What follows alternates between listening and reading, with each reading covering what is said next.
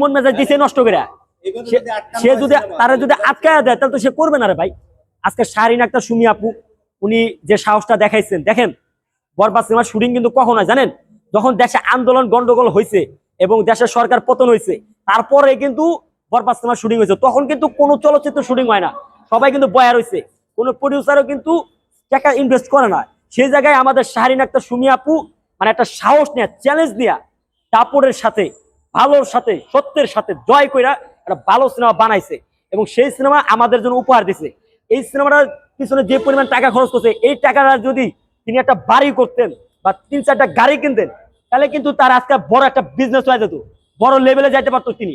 কিন্তু তিনি এটা করেন নাই। তিনি তার কাছে মনে হয়েছে যে না, বাংলা চলচ্চিত্রের পাশে এই সময় আমার থাকা উচিত, বাংলা সিনেমাকে আমার সাপোর্ট করা উচিত।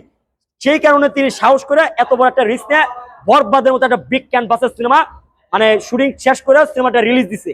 আর রিলিজ দেওয়ার সময় যে এত তাল মানে এত নাটকতা যা দেখলাম মানে কল্পনার বাইরে ভাই। কে ভাই একটা ভালো সিনেমা করছে, আপনারা তার প্রশংসা করেন, প্রশংসা না করতে পারেন, তাকে সেলুট না দিতে পারেন, সুন্দর সিনেমাটা রিলিজ দেন, এত কাবজাব করলেন কে? আবার কিছু কিছু সিন আপনার কাইটাও দিচ্ছে কেন লেগে ভাই? ওই সিনগুলো যদি দিতেও তাহলে মেঘনা চাইতে বৃষ্টি, এমনি তো বরবাদের যে হাওয়া বা যে জ্বর বা বরবাদের যে উত্তাল পাতাল যে ঢেউ চলতেছে, এই ঢেউ তো কেউ কুলাইতে পারতেছে না।